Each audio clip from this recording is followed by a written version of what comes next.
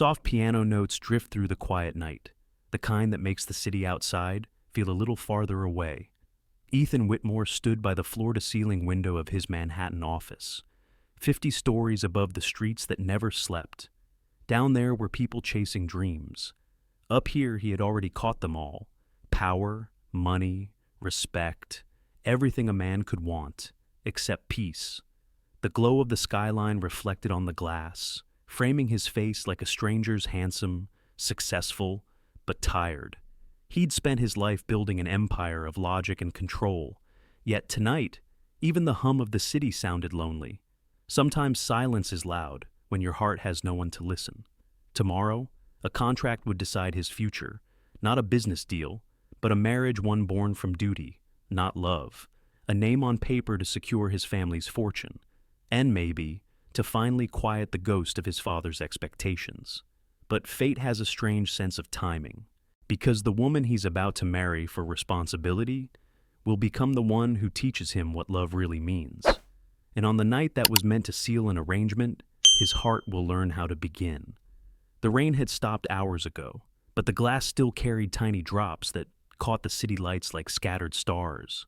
It was past midnight, and Manhattan glowed below rivers of headlights sliding down wet streets. The hum of life never really sleeping. Ethan Whitmore stood by the window of his corner office on the 50th floor, hands in his pockets, his reflection hovering over the skyline. Behind him, the digital clock on the wall blinked 12:07. On his desk, the remains of another late-night meeting, untouched coffee, open folders, a half-written email he'd never send.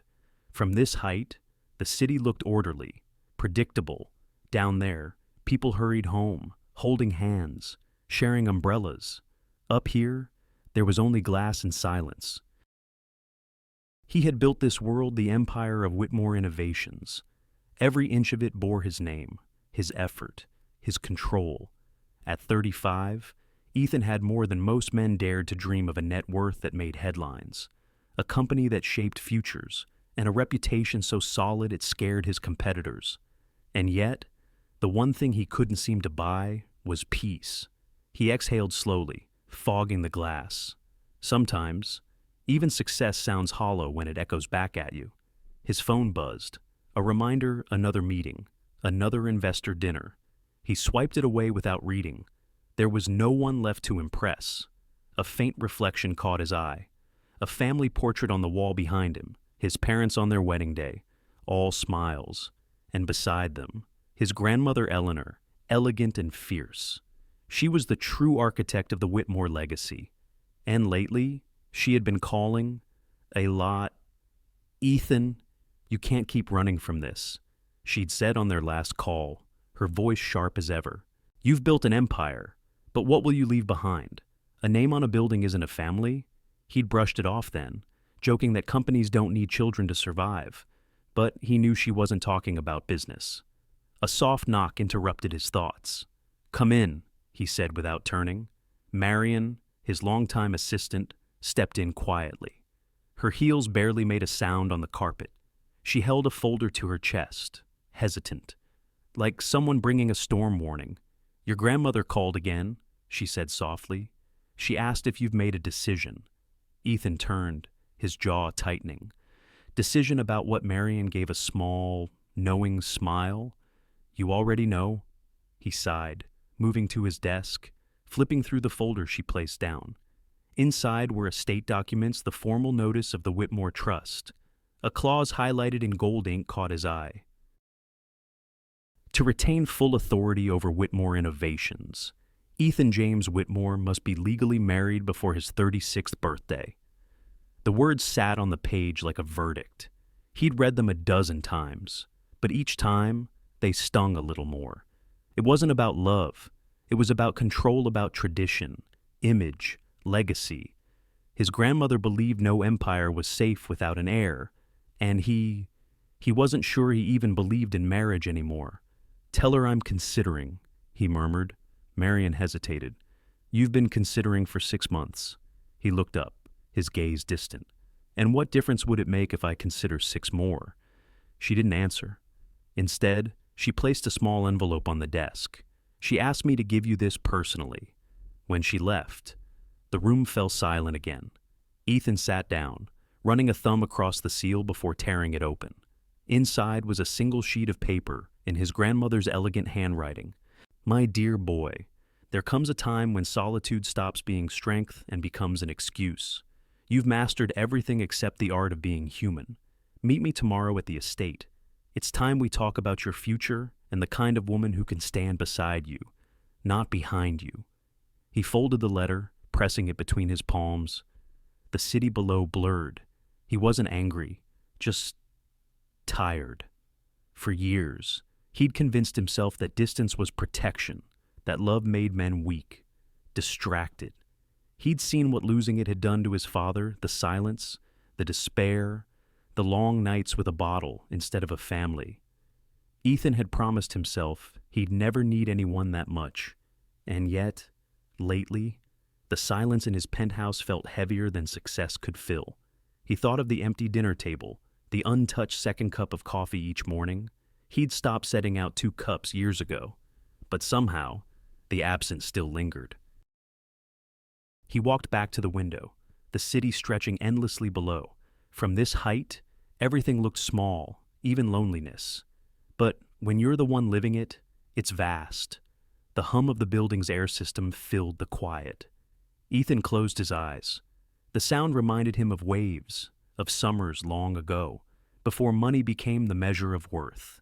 He wondered if his grandmother was right, if maybe all his achievements were just beautifully wrapped forms of isolation. He didn't want to admit it, but the thought clung to him. His phone buzzed again, lighting up with a message from Eleanor tomorrow. 10 a.m. Don't be late. I've invited someone you should meet. Someone. The word sat there, simple yet unsettling. He looked out at the city one last time before turning off the lights. The office went dark, leaving only the skyline to glow through the glass reflections of a man who had everything except what mattered most. As the elevator doors closed behind him, he caught his own reflection in the mirrored panel-sharp suit, perfect posture, eyes that gave nothing away. But for the first time in years, he saw something flicker there. Not hope, not yet. Just the faintest sense that something, or someone, was about to change everything. Morning light crept across the marble floors of the Whitmore estate, touching the edges of portraits that had watched generations rise and fall. Ethan stood at the end of the long hallway, his footsteps quiet against the hush of old money and older rules. The scent of polished oak and roses lingered in the air, a familiar mix of pride and pressure. Somewhere deeper in the house, a clock chimed 9. He'd arrived earlier than expected, hoping to face this conversation before he could talk himself out of it. The drive from Manhattan had been silent. The miles between city and countryside, stretching like a pause he wasn't sure he wanted to break. His grandmother's summons still burned in his pocket. Eleanor Whitmore waited in the conservatory, surrounded by tall windows and a sea of orchids she tended herself. Her silver hair was pinned perfectly, her navy dress simple but commanding. When she looked up, those sharp gray eyes so like his own studied him with both affection and judgment. "You came," she said, as if she doubted he would. "I said I would." His voice carried a calm that didn't reach his chest. Eleanor gestured to the chair across from her. Between them sat a folder thick with documents, a pen resting neatly on top. Beside it, a porcelain teapot released a slow ribbon of steam. "You've built something remarkable, Ethan," she began softly, "but a legacy is more than profit margins and patents." He said nothing. She poured the tea with deliberate grace. "Your father once thought the same way you do, that love and family could wait until success felt complete. He didn't fail because of business," Ethan said quietly. "No," she agreed. "He failed because he believed having everything meant he could survive alone." The room fell still except for the faint tap of rain starting again against the glass. Eleanor slid the folder toward him. "The trust agreement hasn't changed. You know the condition. To retain your authority over Whitmore Innovations, you must marry before your next birthday." He didn't touch the papers. "And if I don't," her gaze didn't waver, Then control transfers to the foundation your father created. Every share, every vote, placed under charitable management. The company will continue, but not under your hand. A breath escaped him, half laugh, half disbelief. So, my choice is marriage or surrender. Your choice, she said, is between continuity and chaos. You may not believe in marriage, but the board does. The investors do. They see stability in family. Ethan leaned back, eyes drifting toward the orchids. You're talking about an image. I'm talking about responsibility, she corrected gently. You've carried this company with brilliance, Ethan, but brilliance without balance burns out. He rubbed a hand over his jaw. You're asking me to turn my life into a contract. I'm asking you to remember you're not the first Whitmore to face duty before desire. For a moment, neither spoke. The rain deepened, pattering softly on the glass ceiling above them. Somewhere outside, a gardener called to his dog, the sound faint but grounding. Ethan finally picked up the folder. The papers inside were immaculate typed clauses, legal seals, a timeline. At the top, a simple sentence marked his future like a warning. Marriage must occur before June 30th, next year, less than 7 months away. He turned the page, scanning the signatures. You think I can find a wife by deadline? Eleanor smiled, small and knowing. You can find anything when it matters enough. He closed the folder with a soft thud. And if it doesn't, then you'll lose everything you've spent your life building. The words landed heavier than she meant them to, because the truth was, he wasn't sure which loss would hurt more the company, or what little sense of himself was left without it. The teacup trembled slightly in his hand as he took a sip. So, this is it, he murmured. My father's legacy turned into leverage. Your father believed in giving back, Eleanor said, her tone softening. If you cannot build a family, his foundation will become the family your work supports. It's not punishment, Ethan, it's protection. He studied her for a long time, the proud woman who had raised him, the one who'd taught him to stand straight, speak less, and never reveal weakness. He loved her, though he rarely said it. But love had never been enough to change her mind. Eleanor reached across the table, her hand resting lightly over his. You think this is about power. It isn't. It's about legacy, and the people who will carry it when we're gone. Her voice, for the first time, carried the tremor of age. You can't lead a future you refuse to share. He didn't answer. The clock struck 10, breaking the silence. He stood, slipping the folder under his arm. I'll think about it, he said. I'm sure you will, she replied, her eyes soft now, almost sad. But the world won't wait for your thoughts. My dear. As he left the conservatory, the echo of her words followed him down the hallway. The portraits on the walls seemed to watch him, generations of Whitmores bound by duty and pride. He wondered if any of them had ever been happy. Outside, the rain had eased into mist. He walked toward his car, the gravel crunching beneath his shoes, the estate stretching wide and green around him. A family built on legacy, yet somehow empty of warmth. He paused at the edge of the driveway, glancing back at the house. For the first time, it looked less like home and more like an inheritance he'd never asked for. Inside his pocket, the letter from his grandmother remained folded. The words about solitude being an excuse now felt heavier than ever. As he started the engine, the wipers swept across the windshield, clearing a path through the drizzle. The world outside blurred for a moment. The trees, the gates, the life he'd been born into, and in that quiet space between heartbeats, Ethan felt something shift, a faint crack in the armor he'd worn too long. He didn't know it yet, but the clause written in ink wasn't just about marriage. It was the beginning of everything he didn't know he'd been missing. The car rolled down the winding drive, and behind him, the Whitmore estate faded into the mist.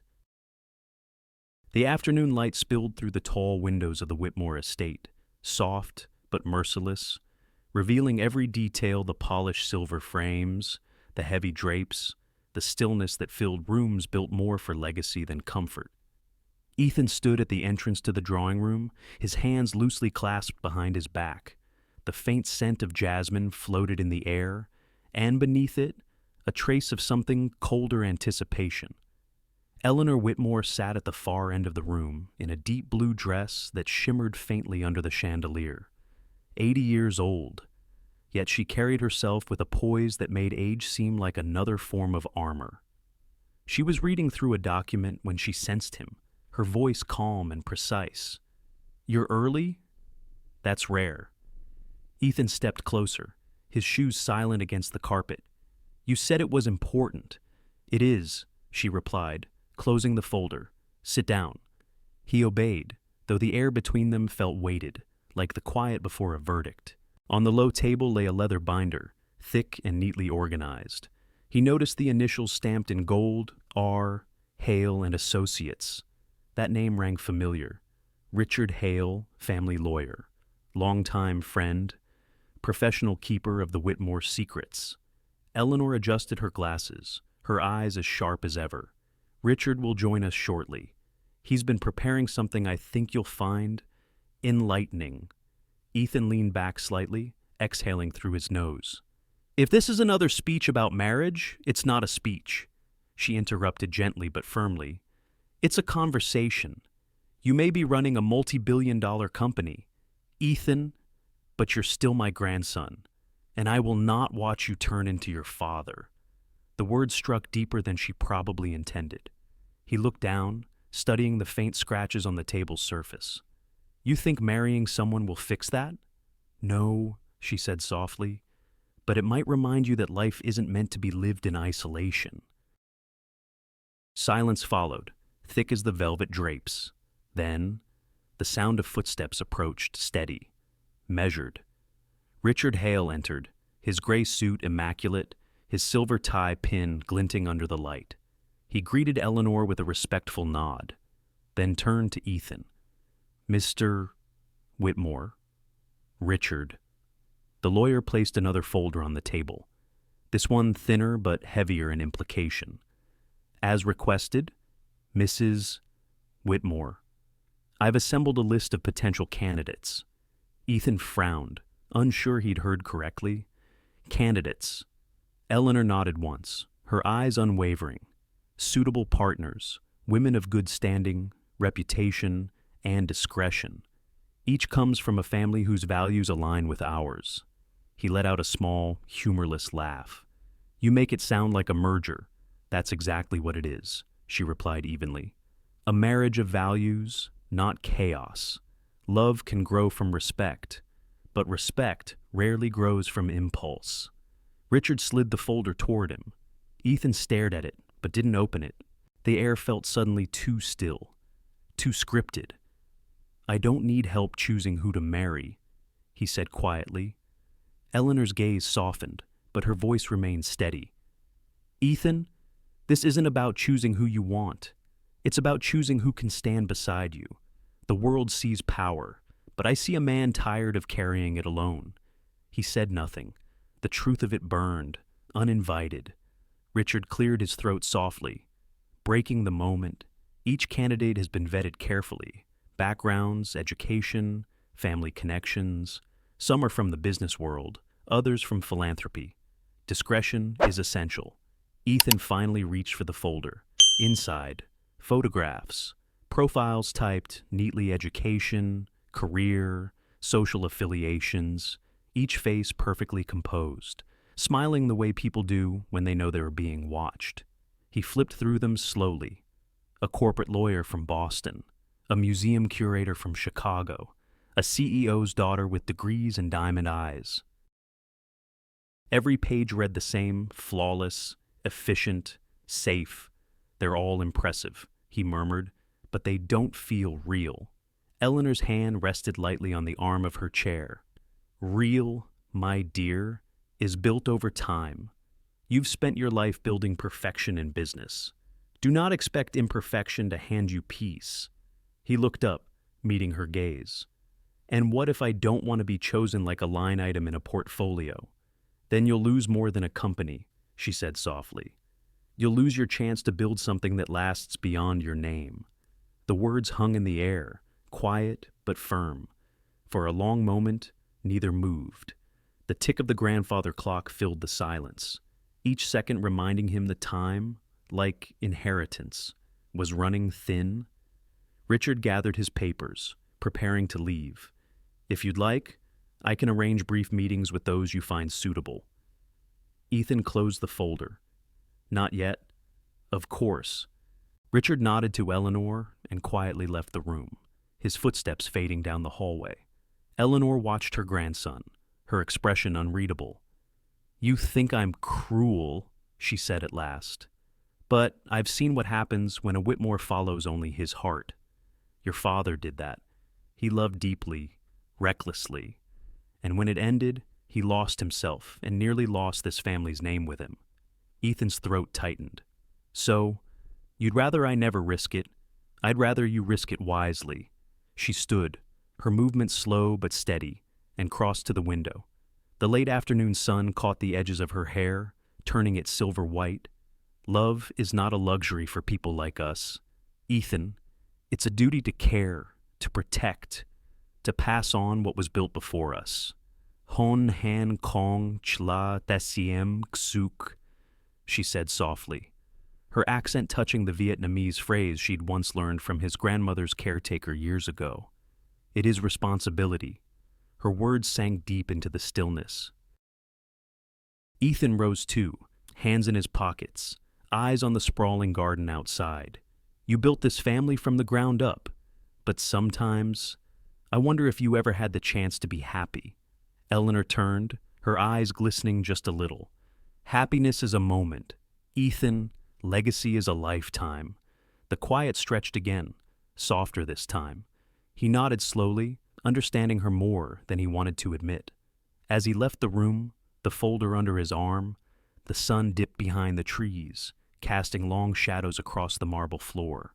The portraits on the wall watched him go, each one carrying the same look of calm endurance. Outside, a breeze stirred the leaves, carrying with it the faint scent of orchids and rain.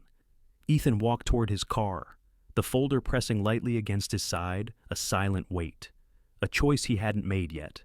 And though he didn't know it, one name in that folder would soon rewrite everything he thought he knew about duty, love, and himself. The city moved slower that evening. Or maybe it was just Ethan who did. His office lights were dimmed, the skyline of Manhattan stretching endlessly beyond the glass wall behind him. On his desk lay a neat stack of files, each one marked with a name, a face, and a promise of perfection. Eleanor's chosen list. The supposed future Mrs. Whitmore. He had avoided opening them for 2 days. Tonight, he ran out of excuses. The rain whispered against the glass, steady and persistent, like the voice in his mind saying, "Get it over with." He took a deep breath and flipped the first folder open. The woman inside was flawless. Harvard Law. A partner at one of the top firms in New York. Her photograph radiated confidence. Her smile calculated, polished, the kind of woman who commanded a room without saying a word. Ethan admired that on paper, but something about her eyes stopped him. They didn't look alive. He turned the page, reading the personal statement she'd submitted at Eleanor's request. "Marriage, to me," she wrote, "is a partnership of mutual respect and shared ambition." It sounded like a merger proposal, not love, not warmth, just strategy. He closed the file and reached for another. This one, a finance executive from Boston, early 30s, elegant. The profile described her as pragmatic, loyal, results-driven. She loved skiing, French wine, and meaningful connections. Ethan smiled faintly. He had heard those same words in business meetings. He moved through the stack one by one. A gallery owner, a venture capitalist, a diplomat's daughter. Every face seemed to blur into the next, each perfect in appearance, impeccable in background, and utterly interchangeable. The night grew heavier. Somewhere in the distance, thunder rolled across the river. Ethan loosened his tie, leaned back in his chair, and stared at the ceiling. The ticking clock on the wall filled the silence between thoughts. He wondered if any of them ever had days where they just sat barefoot on the floor, laughed at nothing, or forgot to be perfect. The kind of imperfection that made people real, that made life real. A faint knock broke the quiet. "Come in," he said, expecting Marion. She stepped in carefully, a folder of her own in hand, still working. "If you can call this work," he said dryly, gesturing at the mountain of profiles. "Feels more like window shopping for a life I don't want." Marion gave a small smile. "Mrs. Whitmore asked me to remind you the board meeting is Friday. She'll expect to hear your progress." Ethan sighed. "Progress? That's her word for obedience." "She worries about you," Marion said gently. "Maybe this is her way of trying to protect you." He looked up, one eyebrow raised. "By turning my life into a checklist," Marion hesitated, then shrugged lightly. "You know her. She believes in structure. Maybe she's afraid that without it, you'll disappear into your work completely." He didn't answer. The rain had started again, harder this time. Marion placed a fresh cup of coffee beside him before leaving, her quiet kindness the only warmth in the room. Ethan stared at the files again. So many names, so many stories that didn't belong to him. He picked one at random, flipping to the back. Ava Stone, art dealer, 32, Manhattan. Her photo caught him for a second, soft eyes, a confident smile. He almost wanted to believe she might be different. Their first meeting was arranged at a private restaurant uptown. The moment he walked in, Ava stood, all grace and poise, dressed in a tailored white suit. She extended her hand with practiced charm. "Mr. Whitmore, it's a pleasure." Her voice was smooth, professional, measured. The dinner began with polite conversation. Art exhibitions, investment strategies, mutual acquaintances. She was intelligent, cultured, quick-witted. On paper, again, perfect. Halfway through, Ethan realized she hadn't asked him a single personal question.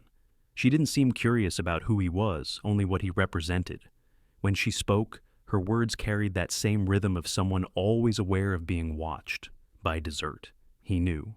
This wasn't connection, it was negotiation. He paid the bill and offered a polite smile.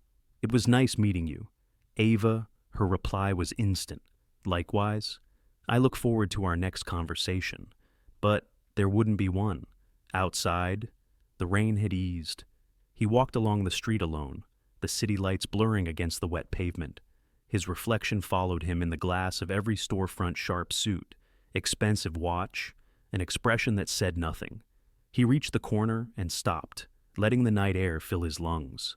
For a fleeting second, he remembered being younger 23, reckless, dreaming about love the way people dream about spring after a long winter. He couldn't remember when that hope had turned into silence.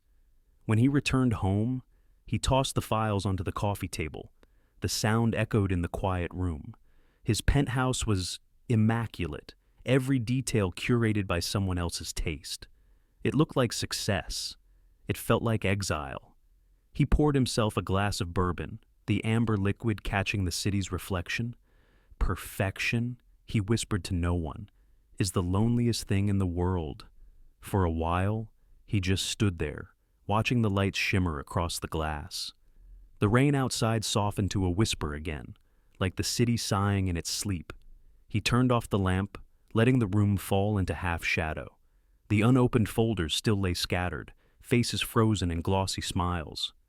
As he headed toward his bedroom, his phone buzzed with a message from his grandmother. How did the meetings go? He typed slowly, then stopped, deleted the words, typed again. They went fine. Before setting the phone down, he noticed a missed email from Richard Hale. The subject line read, "Final candidate list. One addition." Ethan frowned. An addition. He opened the email. Only one name appeared at the bottom of the list, no profile attached. Just a note, currently employed at the Whitmore estate. Recommended by Mrs. Whitmore herself. He blinked, intrigued despite himself. Who would his grandmother add without telling him? He leaned back, reading the name again. Claire Donovan. The sound of rain deepened outside, as if the world had leaned in to listen. Ethan stared at the screen a long while, a quiet pulse building somewhere beneath his ribs, something between curiosity and the faintest trace of hope. and for the first time in weeks, he didn't feel completely alone. The morning light in Connecticut was different, softer, quieter, like it carried patience. It slipped through the lace curtains of a small guest house behind the Whitmore estate, settling on a woman bent over a wooden table. Her name was Claire Donovan. Her hands, steady and sure, hovered above a centuries-old canvas that time had nearly forgotten. Tiny flakes of gold leaf clung to her fingertips as she breathed, slow and careful, the way one might breathe beside something sacred. Around her, the air smelled of varnish, linseed oil, and faint traces of lavender soap. A record player in the corner whispered an old tune, barely there, keeping her company. Outside, autumn leaves brushed against the window, there rustling a kind of applause for her quiet devotion. She had been working here for 6 weeks now, Eleanor Whitmore's private restorer, tasked with bringing life back to a collection of faded paintings from the early 1800s. It was a dream job on paper, but to Claire, it was something more urgent than passion. It was survival. Every dollar she earned went straight back to her father's care. John Donovan, once a literature teacher loved by generations of students, now bound to a wheelchair after a sudden stroke 2 years ago. The kind of man who had raised her on poems instead of fairy tales, who told her that kindness was a form of genius. His voice was still gentle, though slower now, and when she left for work each morning, he would squeeze her hand and say, "Don't forget to look for beauty, even on hard days." So she did, every day. She found beauty in the cracked layers of paint, in the soft hum of the estate waking up around her, even in the solitude. She wasn't afraid of quiet. It had taught her to listen. The estate itself was enormous, but Claire's world was small, a workshop, a tiny kitchenette, and a short walk through the gardens each morning to collect her materials from the main house. Eleanor would sometimes visit, graceful and commanding even at her age, watching Claire work with a curiosity that never felt invasive. "You have steady hands," the older woman had said once, "and a peaceful presence. That's rare." Claire had smiled shyly, unsure how to respond. Compliments still felt like foreign currency, beautiful but hard to spend. That morning, she was carefully blending pigment when her phone buzzed beside the jar of brushes. A message from the clinic. The balance due. The number made her breath catch, a cold knot forming in her chest. She did a quick calculation in her mind. Rent, medication, therapy. Even with her current pay, she'd fall short next month. She rubbed her thumb against the edge of the table, leaving a faint streak of gold dust. "One more month," she whispered, as if saying it out loud could stretch the time. Just then, the door creaked open. Mrs. Whitmore's assistant, an efficient woman in her 50s named Ruth, peeked in. "Mrs. Whitmore asked me to tell you she'll be stopping by later this afternoon. She has someone she'd like you to meet." Claire wiped her hands on a cloth. "Someone." Ruth smiled faintly. "A family matter. I think you'll see." When the door closed, Claire stared at the painting before her, a portrait of a young woman in blue, eyes soft but strong. For a moment, she imagined the girl looking right back at her, whispering something she couldn't quite hear. She shook off the thought, turned off the record player, and went back to work. Hours passed gently, the way they always did when she lost herself in the rhythm of restoration. Light shifted across the walls. Colors deepened. She didn't notice time until the distant chime of the estate's clock echoed through the garden, and then she heard footsteps. Slow, confident, the sound of authority moving through stillness. Eleanor appeared at the doorway, dressed in her signature dark blue, a string of pearls resting perfectly against her collar. "Claire, my dear," she greeted warmly, "you've met so many of my paintings, but today I'd like you to meet someone a bit more alive." Behind her stood a tall man, mid-30s, his expression composed yet unreadable, his eyes, gray like steel beneath storm clouds, swept across the room before settling briefly on her. "Claire," Eleanor continued, "this is my grandson, Ethan Whitmore." For a second, The name didn't register. But then it did. The Whitmore, the one whose name lived on every plaque, every press headline, the man who, according to the papers, built empires before breakfast. Ethan offered his hand politely. "It's a pleasure to meet you." Claire hesitated just long enough for him to notice, then wiped her fingers on her apron before shaking his hand. Her touch was light, warm, but fleeting. "Likewise," she said softly. He glanced around her studio, the half-finished canvases, the tiny bottles of pigment arranged like a rainbow in miniature. "You work here alone." "Mostly," she replied. "Art doesn't like crowds." He smiled slightly at that, a genuine, fleeting expression. "I suppose it doesn't." Eleanor stepped closer, her tone casual but knowing. "Claire has been helping me restore pieces from our family's early collection. She's meticulous, almost painfully so." Claire laughed gently. "That's part of the job description, I think." Ethan studied her, not in the way a man looks at a woman, but as if trying to understand something about her calmness, the way her presence softened the room without effort. There was no pretense, no careful polish like the women he'd met before, just quiet sincerity. The silence stretched pleasantly before Eleanor spoke again. "Ethan, you might find her work fascinating. She brings things back to life with patience most people no longer have." He nodded, still watching the brush in Claire's hand. "Seems like the kind of skill the world could use more of." Claire looked up, their eyes meeting for the briefest heartbeat. Then she smiled, the kind that didn't ask for attention, but gave it freely. Maybe patience is the only way to make anything last. Something shifted in Ethan's chest, small, almost imperceptible, like a door he hadn't realized was locked, began to move. Eleanor, sensing enough had been said, smiled. "Well, I'll leave you both to it. Ethan, come by the house for dinner later." When she left, the air between them grew quiet again, filled only by the faint ticking of the clock on the wall. Ethan turned toward a painting leaning against the window. "This one, she looks sad." "She's not sad," Claire said softly, stepping closer. "Just unfinished. Sometimes people look that way too." He looked at her, not sure if she meant herself or him. Outside, the light began to fade, wrapping the garden in gold and gray. Claire turned back to her work, the tip of her brush tracing delicate strokes. Ethan stood for another moment, watching. And for reasons he couldn't explain, he didn't want to leave. He walked out finally, the sound of her gentle humming following him through the garden path. It lingered long after he reached his car, quiet, unassuming, and impossible to forget. The rain had stopped sometime after midnight, leaving the city washed clean under the soft glow of streetlights.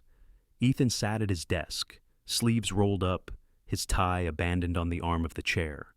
The pile of profiles lay open again, his grandmother's careful selection of eligible women, all perfect on paper and invisible in memory. He flipped through them idly, no longer reading the words, only glancing at the photos. Each smile looked like a mask. He wasn't sure why he opened the email from Richard again. Maybe curiosity, maybe restlessness. Maybe the sound of the rain dripping from the window frame reminded him that he was still awake and still alone. At the bottom of the message, beneath the polished portraits, was one small image. It wasn't part of the official layout. It looked like it had been attached in haste. A single-line note beneath it, currently employed at the Whitmore estate, Mrs. Whitmore's recommendation. He clicked it open, and there she was, not posing, not prepared. The photo looked accidental, almost stolen from a quiet moment. A woman in a simple gray sweater, her hair tied loosely in a bun. A smudge of blue paint streaked her wrist.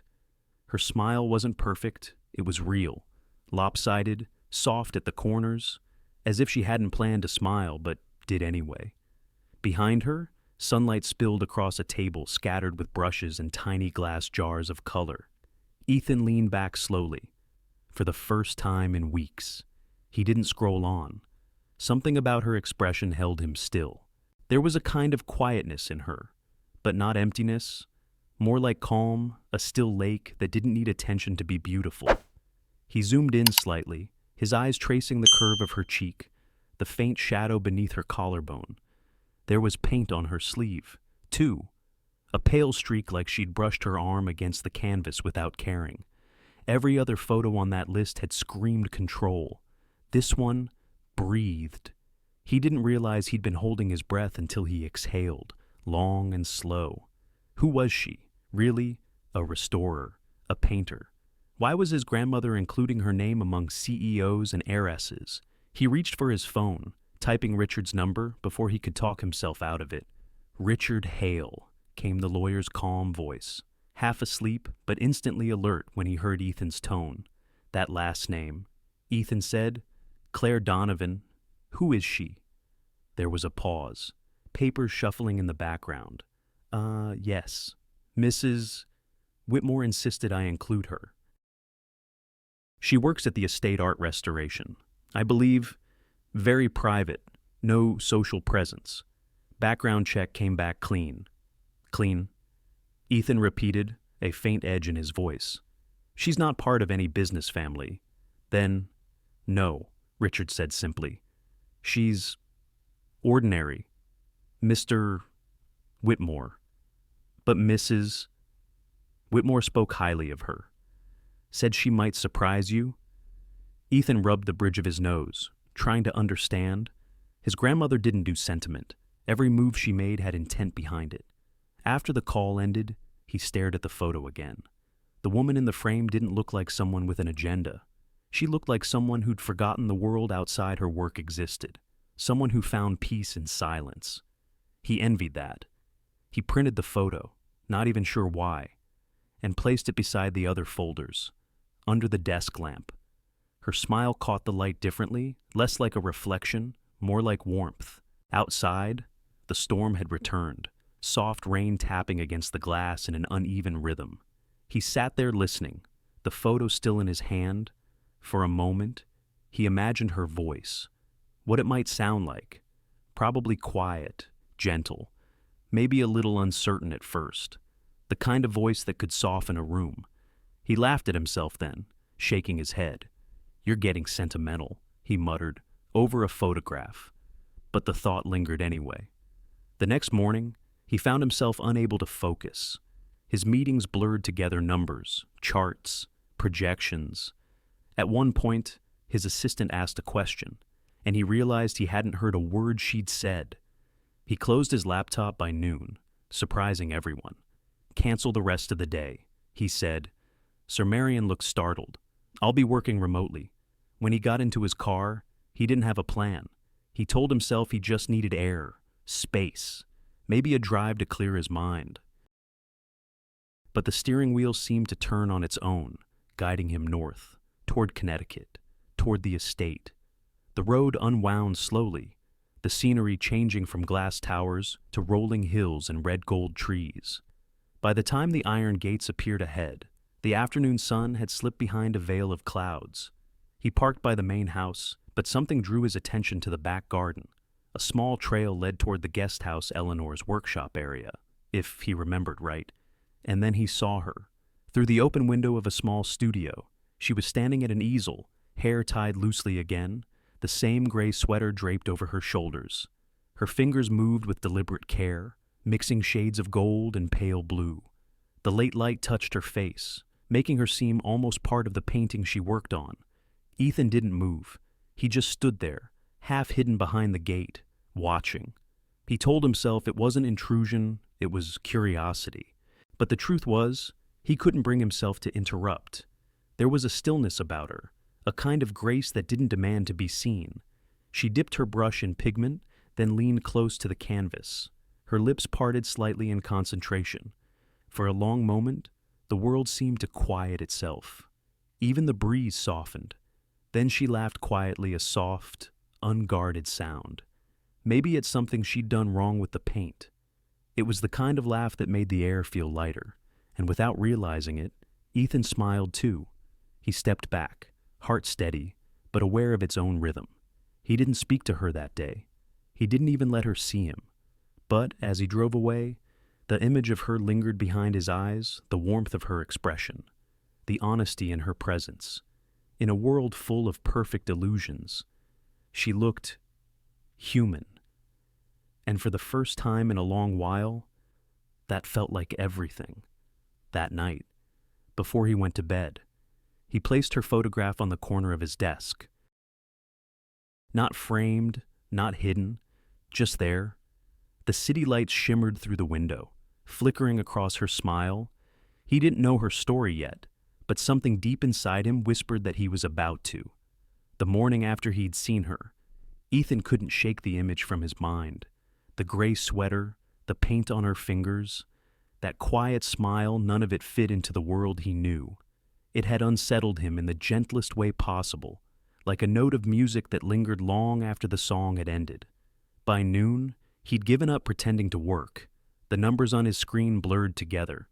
Every time he blinked, he saw her again bent over the canvas, the sunlight threading through her hair. He picked up his phone, thumb hovering over his grandmother's contact for a long time before pressing call. "Ethan," Eleanor answered, her tone light but sharp as always. "To what do I owe this rare interruption?" He hesitated. "About that woman you mentioned, Claire Donovan." There was a pause long enough for him to imagine her faint smile on the other end. "Yes. What about her? I'd like to meet her." Officially, he exhaled slowly. "Not officially, just meet her." "You mean not to discuss marriage, contracts, or obligations?" she teased gently. "Not yet," he said, leaning back in his chair. "I just want to know who she is." Eleanor chuckled softly. "You always did overcomplicate the simple things. If you want to meet her, then meet her." He frowned. "You make it sound easy." "It is," she replied. "But if you want my advice, don't show up empty-handed. Bring dinner. She forgets to eat when she's working." Ethan blinked. "Dinner? You're capable of simple gestures, aren't you?" she said, a trace of amusement in her voice. "Something homemade would impress her, but knowing you, that might be too ambitious. Bring something warm, something human." He could almost hear her smirk. "And Ethan," she added softly, "don't go there as a Whitmore. Go there as a man." The call ended, leaving a silence that somehow carried her wisdom and her warning. He sat still for a moment, the words echoing in his mind. Go there as a man. That evening, he stopped by a small Italian restaurant tucked between two brownstones near Central Park. It was one of those places that didn't bother with trends-checkered tablecloths, handwritten menus, and an old radio humming Sinatra through static. The owner, an elderly man named Marco, recognized him immediately. "Mr. Whitmore," Marco said warmly. "You haven't been here in years." "Been busy," Ethan replied with a smile. "I need something for dinner. Simple, but good." Marco raised an eyebrow. "Dinner for one." Ethan hesitated. "Maybe two." The man chuckled, already packing a basket before Ethan could say more. "I'll give you lasagna, my mother's recipe. It'll win any heart worth winning." When Ethan finally reached the estate, twilight had settled. The gardens shimmered faintly under the fading light, crickets beginning their nightly rhythm. He parked near the back path that led to the small guest house. From the outside, the place glowed softly through the windows, a pool of golden warmth in the blue dusk. He stood for a moment, the basket in one hand, his other resting in his pocket. The air smelled faintly of cedar and rain. He knocked gently. Inside, the sound of quiet movement stopped. A few seconds later, the door opened, and Claire appeared, hair tied back, smudge of paint on her cheek, that same gray sweater from the photo. Her eyes widened slightly when she saw him. "Mr. Whitmore," she said, surprised. "I didn't expect Ethan," he interrupted softly. "Please, just Ethan." She hesitated, then nodded. "Ethan, what brings you here?" He lifted the basket slightly, almost sheepish. "Dinner. Your grandmother said you forget to eat when you're working." For a second, she looked as if she might laugh but didn't. Instead, she stepped aside, motioning for him to come in. "She's not wrong," she said. "I lose track of time when I'm restoring." The room smelled of turpentine and something faintly sweet, like old paper and sun-warmed wood. Canvases leaned against the walls, brushes soaking in jars of cloudy water. It wasn't messy, it was alive. Ethan set the basket down on the small table near the window. Lasagna. From a friend's restaurant in the city. She smiled, genuine this time. "That's thoughtful." "Thank you." He shrugged lightly. "I figured conversation goes better with food." She poured water into 2 glasses, motioning for him to sit. For a while, the only sounds were the soft clink of forks and the distant hum of the night outside. "You work here often?" he asked finally. "Almost every day," she said. "Mrs. Whitmore's collection is extensive. Some pieces take months. And you like it?" Her eyes lifted to meet his. "I love it. There's something humbling about touching something time tried to erase and bringing it back." He nodded slowly, watching her as she spoke. She wasn't performing. Every word carried quiet sincerity. "You don't talk like most people I know," he said before he could stop himself. She tilted her head slightly. "Is that good or bad?" "Good," he said, smiling faintly. "Most people talk to fill silence. You talk to say something." Her cheeks colored just a little. "I spend most of my time with paintings. They don't mind the quiet."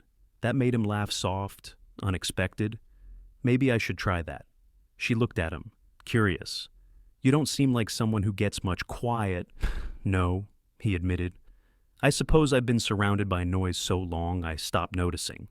For a moment, the air between them softened, the kind of silence that didn't need to be filled. She reached for her glass, then paused, studying him. "You came here to check on me." He hesitated, then told the truth.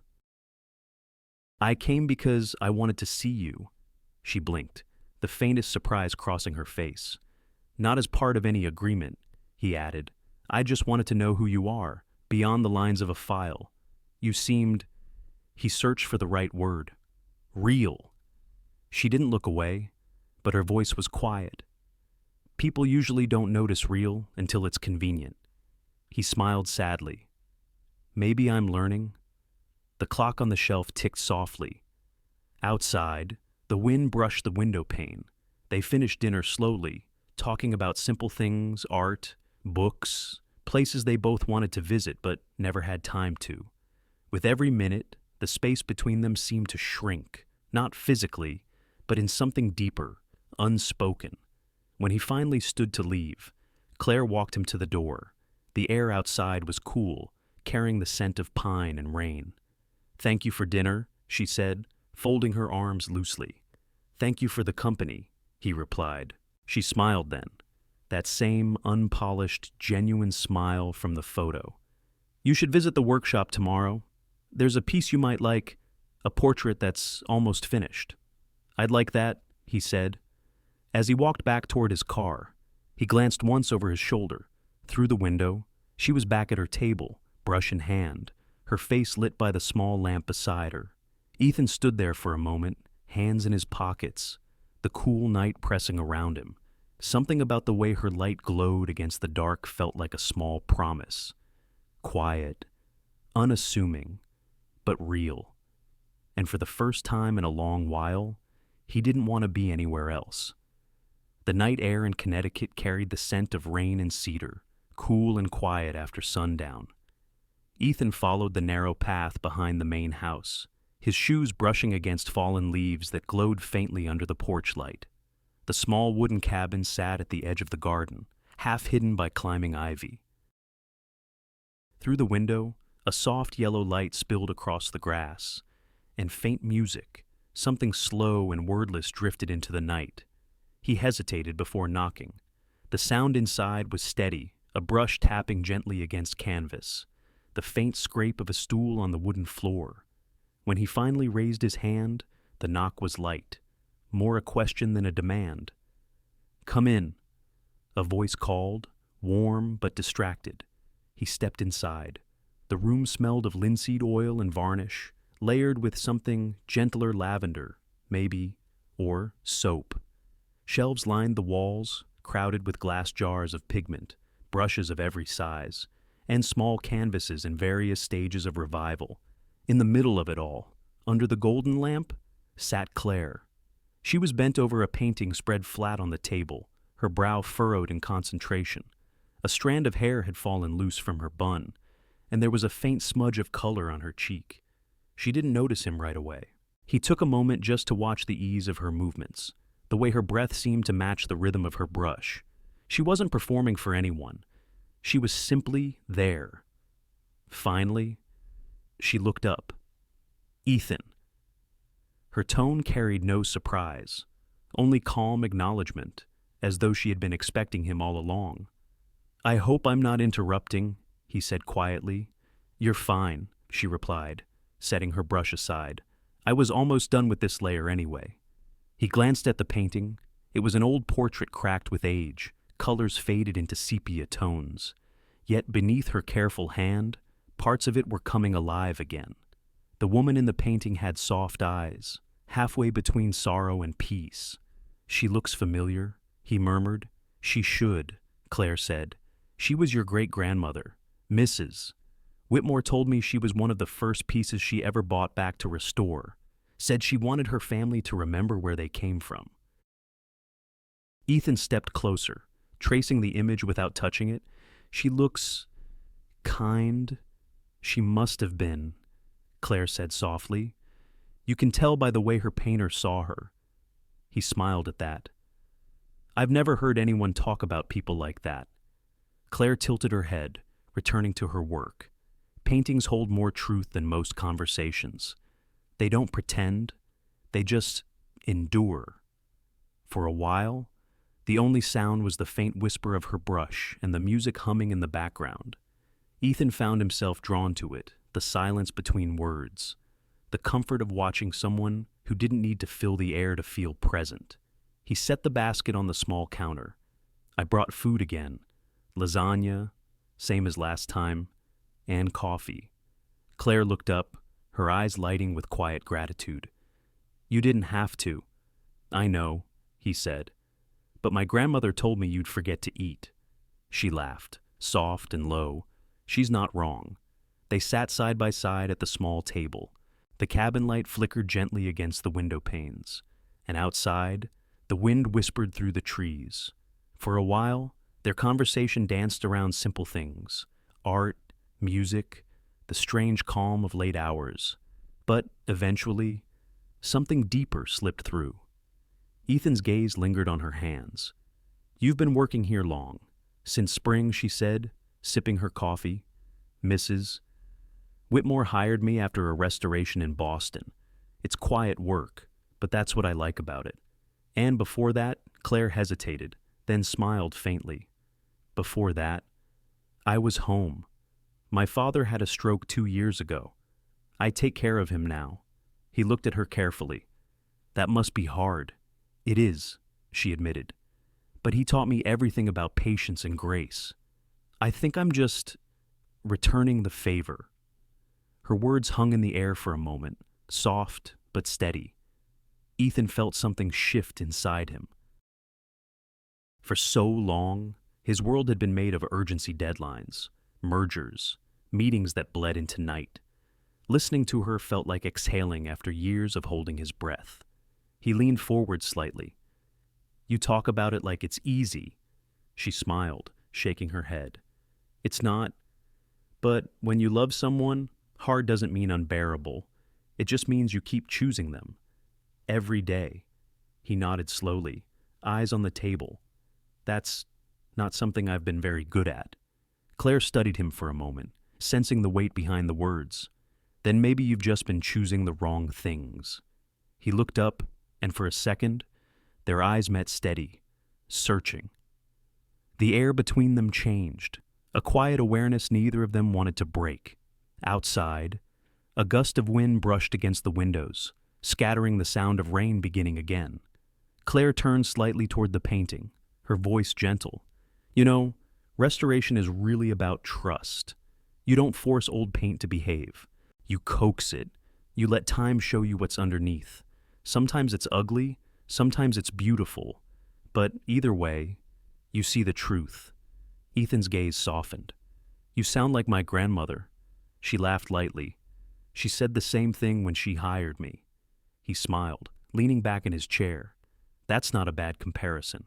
For a while, they sat in easy quiet, the kind that didn't need words to exist. The rain outside grew heavier, a soft percussion to their stillness. Then Claire stood, walking toward the shelf to set down her brushes. Her movements were slow, unhurried, as if the night belonged to them and nothing else demanded their attention. Ethan watched her, a thought forming that he didn't say aloud that maybe this was what peace looked like. Not success, not control, just stillness shared with someone who saw the world differently. She turned back to him, her expression warm. You should visit again when the painting's finished. It'll look different by then. He nodded. So will everything else. Probably. She tilted her head, half smiling. Maybe that's the point. He left not long after, walking out into the rain without opening his umbrella. The air was cool against his face, grounding, behind him. The cabin glowed like a lantern in the dark, and through the window he could still see her bent over her work, calm, focused, unbothered by the storm. He paused at the gate, looking back one last time. The faint sound of music followed him through the rain, wrapping around him like something remembered. And though he didn't say it out loud, he knew that night had changed something quietly, irreversibly. Not because of what they'd said, but because of everything they hadn't. The rain had stopped, but the scent of it still lingered in the air, fresh, earthy, quiet. Inside the cabin, the clock on the shelf ticked softly, marking the hours they had lost without realizing. Claire and Ethan were still seated at the small wooden table, the remains of dinner long forgotten between them. The lamp beside them cast a warm glow, turning the world beyond the windows into darkness, leaving only this small island of light and calm. Their conversation had begun with simple things, art, work, the odd charm of solitude, but somewhere between one question and the next, it deepened. Words unfolded like brushstrokes, slow and careful, revealing pieces of who they were without either of them meaning to. Claire spoke about her father first, about the stroke that had changed everything, the mornings spent helping him dress, the evenings reading aloud to fill the silence he could no longer break. She said it plainly, not seeking pity, only sharing truth. And in her voice, there was no bitterness, only tenderness, quiet and steady. Ethan listened, his elbows resting lightly on the table, his gaze fixed on her face. He realized he hadn't listened to someone like this in years, not for business, not for strategy, just to listen. Her voice had a rhythm that slowed the world around him, and in it, he felt something unexpected peace. When she paused, he asked softly, "Do you ever get tired of caring for him?" She said, "Considering, sometimes. But then I remember all the times he stayed up late grading papers just to keep the lights on. I guess we take turns being strong." He nodded slowly. "That sounds exhausting." She smiled faintly. "It's life. Not perfect, not easy, but real." Her honesty settled into the quiet space between them. It was disarming, beautiful in its simplicity. When she looked at him, she found him watching her differently, not like a man used to being impressed, but like someone remembering what sincerity looked like. "What about you?" she asked gently. "Do you ever get tired?" Ethan hesitated. The question caught him off guard. No one ever asked him that. He leaned back in his chair, exhaling through his nose. "All the time?" She tilted her head. "Of what?" "Of pretending that it all means something," he said. "The company, the meetings, the constant winning. It's like running uphill and realizing there's no top, just more hill." She didn't interrupt, didn't rush to comfort him. She just nodded, as if she understood without needing to say so. And then, for the first time, he told her about the clause, about the condition hanging over his future like a quiet storm, the marriage, the deadline, the way his grandmother saw duty where he saw emptiness. He didn't plan to say it, but the words came anyway, slow and measured, as though speaking them aloud made them real in a way the papers never could. When he finished, the silence that followed wasn't awkward, it was thoughtful. Claire's expression didn't change much. She didn't look shocked or judgmental, only contemplative. "So, that's why you came here," she said quietly. "Partly," he admitted, "but not entirely." She waited. "I wanted to meet you," he said simply, "before my life becomes another transaction." Her eyes softened. "And what did you expect to find?" He smiled faintly. "I didn't know. Maybe just someone who doesn't want anything from me." Claire looked down at her hands, her fingers tracing the rim of her mug. "I see. I'm not asking for anything," he said, his tone sincere. "Not yet. I just wanted to be honest with you." She nodded slowly. The lamplight caught the curve of her cheek, the hint of paint still near her wrist. "Honesty's rare," she said softly. "It deserves time to sink in." He studied her face, trying to read what she wasn't saying. "You're not angry? Should I be?" "Most people would be," he said, hearing that a man came to meet them because of an inheritance. She met his eyes, calm and steady. "You didn't come here to trick me. You told me the truth. That matters." He didn't know what to say to that. For years, he'd lived in a world where truth was currency spent carefully, withheld strategically. And here was this woman, offering grace without negotiation. Claire leaned back slightly, her gaze drifting toward the window. Outside, the rain had started again, soft, rhythmic, almost like a lullaby. "I'll need time," she said at last, "to think about what all this means. And I'll need to talk to my father. I don't make decisions that affect him without asking." Ethan nodded, the relief in his chest gentle but undeniable. Of course. There was quiet again. Not heavy this time, just full. He looked around the cabin, at the paints, the canvas, the gentle traces of her life. "You've built a good world here," he said. She smiled, looking at the half-finished portrait nearby. "It's small, but it's enough." He followed her gaze to the painting. The woman's face on the canvas was nearly whole now, the cracks mended, the color returned. She looked timeless, weathered but enduring. "Do you think things can really be restored?" he asked quietly. Claire's brush paused midair. "I think if you care enough to try, yes." Ethan looked at her, realizing she wasn't talking about paintings. She noticed his silence, then added softly, "But it takes patience and faith." The clock ticked again, marking another few minutes of wordless understanding. He finally stood, hesitant to break the spell that had formed between them. "I should go. It's late." She walked him to the door. The rain outside had turned to mist, brushing lightly against the porch. He paused before stepping out. "Claire," he said, turning to face her. "Thank you." "For what?" "For listening," he said simply. "For not judging." She smiled, quiet and warm. "Everyone deserves to be heard. Ethan. Even people who forget, they do." He looked at her a moment longer, memorizing the way her voice carried that calm certainty. Then he nodded and stepped into the rain. As he walked back toward the main house, he felt lighter, not because anything had been solved, but because, for the first time in years, he'd spoken honestly and been met with understanding instead of expectation. Behind him, through the glowing window, he could still see her silhouette small, steady, bathed in lamplight, and somewhere deep inside, beneath all the layers of power and pride, a quiet seed of something new began to take root. It wasn't love yet, not quite, but it was something that might grow into it. 2 days later, the morning light fell softly over the Whitmore estate, quiet and gold through the October trees. The rain had passed, leaving the air sharp and clear, every leaf trembling in sunlight. Ethan's car rolled up the gravel drive again, his pulse steady but aware. He hadn't slept much since that night in the cabin.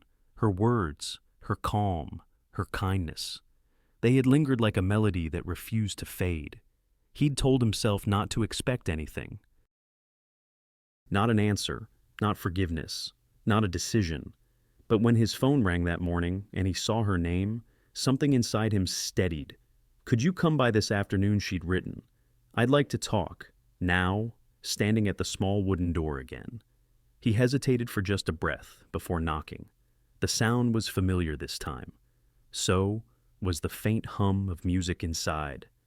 "Come in," she called, her voice as gentle as before. The room looked the same, but something about it felt different, tidier, more deliberate, as if she'd prepared herself for this moment. Claire was sitting by the window, a cup of tea cooling beside her. The painting she'd been restoring now stood finished, glowing softly in the light. She looked up as he entered, her expression calm, her eyes steady. "You came." "Of course," he said, closing the door behind him. For a moment, neither spoke. There was no tension, only the quiet awareness that something important was about to be said. Claire gestured toward the chair across from her. "Please, sit." He obeyed, resting his hands loosely on his knees, waiting. She took a slow breath, then began. "I spoke with my father." Ethan's chest tightened slightly, and her gaze didn't waver. "I told him everything. About you, about the marriage clause, about what it would mean." He nodded once, listening. "He asked me one question," she said softly. "He asked if I trusted you." Ethan held her gaze. "And what did you say?" "I said I'm still learning," she replied, a faint smile touching her lips. "But I'd like to try." The words hit him with unexpected force, simple, but real. "So," she continued, "I've made my decision. I'll agree to your proposal." For a second, he almost didn't believe he'd heard her right. "You'll—" "Yes," she said, her tone steady. "But there are conditions." He felt the faintest trace of a smile at the corners of his mouth. "Of course there are." She leaned forward slightly, her hands folded together. 3, to be exact. He nodded, serious now. "I'm listening." "First," she said, "we spend time together. Real time. Not dinners for the press or staged photographs. I want to know who I'm marrying, not the version everyone sees." "That's fair," he said quietly. "Second," she continued, "we're honest with each other, always. No hiding, no half-truths. If this arrangement is going to mean anything, it has to start with honesty." He swallowed lightly. "Agreed. And third," she said after a pause, "we protect each other, no matter what comes from the family, or the media, or anyone else. If people are going to call this marriage a transaction, then we'll prove them wrong not by pretending it's something it isn't, but by standing together." Ethan looked at her for a long moment. She wasn't asking for wealth, or fame, or even affection. She was asking for integrity, for decency, for something true. He nodded slowly. "You have my word." "Words are easy," she said, not unkindly. "Time will tell if you mean it." Her tone wasn't cold, it was protective, like someone who'd been hurt before and had learned how to guard the soft parts of herself. Ethan leaned back, exhaling. "I'll prove it." She smiled faintly. "You don't have to prove it, just live it." They fell into silence then, the kind that carried weight but not discomfort. Outside, the trees swayed gently in the breeze, the sound of distant leaves brushing against one another. He looked at the painting again. "It's beautiful," he said quietly. Claire followed his gaze. "It's finished," she replied. "I've been working on it for weeks." "Do you ever feel strange?" he asked, "spending so much time bringing someone else's vision back to life?" She thought for a moment. "Not really. I think sometimes our purpose isn't to create something new, but to restore what's been forgotten. That's its own kind of art." Her words lingered between them. Ethan looked down at his hands, the faint scars near his knuckles, remnants of an old fight, an old version of himself. "Maybe that's what this is," he said quietly. "A restoration." She smiled. "Then we both have work to do." He laughed softly. "That we do." The sound eased something in the air. Claire poured more tea into his cup without asking. The small gesture felt strangely intimate, like a bridge built out of quiet understanding. "Does your father know about me?" he asked after a moment. "He knows enough," she said gently. "Enough to remind me that people aren't defined by what they have, but by how they treat others. He said if you meant what you said the other night, then I should give you a chance." Ethan's throat tightened. "He sounds like a good man." "He is," she said softly. "He's been through more than most people know, but he never lost his faith in kindness." He smiled faintly. "You got that from him." Claire didn't answer, but her eyes softened. And that was enough. The afternoon light shifted slowly, golden fading into blue. The lamp flickered to life again as the room fell into shadow. Neither of them moved for a while. Finally, Ethan stood. "Thank you," he said quietly, "for trusting me with this." "It's not trust yet," she said, "but it's a beginning." He nodded, accepting that. "When do you want to start?" She looked out the window, watching the last light slip through the trees. "Tomorrow," she said simply. "Let's start tomorrow." He smiled. "Tomorrow it is." As he turned to leave, she called after him. "Ethan," he paused at the door. "You should bring something less formal next time," she said, amusement flickering in her tone. "Paint doesn't care for suits." He chuckled, glancing down at his tailored jacket. Duly noted. When the door closed behind him, Claire stood still for a moment, her hand resting lightly on the table. The teacup still steamed faintly. She exhaled slowly, her heart steady, but aware of what she'd just agreed to. Outside, the sound of his car faded down the gravel road, swallowed by the evening quiet. In the reflection of the window, her own face looked back at her, uncertain, hopeful, alive, and for the first time in a long while, she let herself imagine that maybe, just maybe, something good could come from the unexpected, something not planned, something real.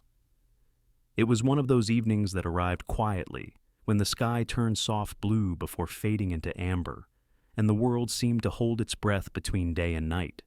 Ethan had returned to the small cabin, as promised. There was no schedule, no formal reason this time, just the simple pull of wanting to see her again. Claire was there, as he somehow knew she would be, standing by the open window, hair loose this time, letting the air move through it. The faint scent of paint still lingered, but the night brought something else, lavender from the garden outside, and a hush that felt almost sacred. She turned when she heard him. "You're early," she said softly. "I couldn't wait," he admitted. It wasn't meant as a line, but it hung between them, honest and unguarded. She smiled faintly, motioning toward the small table. "I made tea." He joined her, sitting across from her in the familiar pool of lamplight. The first few minutes passed easily, their conversation meandering between art, music, and her father's recovery. But underneath it, there was something unsaid, something that had been building since that first dinner. Finally. Claire looked at him for a long moment, her expression unreadable. "Can I ask you something?" "Of course," he said. "Why me?" He blinked, caught off guard. "What do you mean?" "There are 100 women who would have said yes without hesitation," she said quietly. "Women who understand your world, who belong to it, but you came to me a stranger with paint on her hands." Why, Ethan exhaled slowly, his fingers tightening slightly around his cup. "Because you're not pretending." She tilted her head. "Waiting." "I spend most of my life around people who say what they think I want to hear," he continued. "You don't, you just say what's true. Even when it's quiet." Claire looked down for a moment, her thumb tracing the rim of her cup. "That's not very strategic. It's real," he said simply. Silence stretched between them, again, soft, thoughtful. The kind of silence that carries meaning instead of absence. Then, almost too softly to be heard, Claire said, "I need to tell you something." He leaned in slightly. "Go on." She looked up, and in her eyes there was no hesitation, just calm sincerity. "I'm drawn to you," she said, "not because of your name, or the money, or what you can offer, But because when you talk about things, you mean them. You don't look away. You look through things like you're trying to understand, not control. That's rare. Ethan froze, her words landing with a quiet weight he didn't expect. For years, he'd been defined by what he owned, what he built, what he could win, but not by who he was beneath it. She continued, her voice low, careful. You look at people like they still have something worth saving. I see that in you. And I think that's what makes you different. He couldn't answer right away. The air seemed to shift, the quiet in the room deepening. Finally, he said, almost under his breath. No one's ever said that to me before. Claire smiled gently. Then maybe no one's been paying attention. He let out a shaky breath, half a laugh. You make it sound like I'm someone worth admiring. She shook her head lightly. Not admiring. Understanding. He looked at her. Really looked, and something inside him uncoiled. A part of him that had been clenched for years, hidden behind success and responsibility, suddenly eased.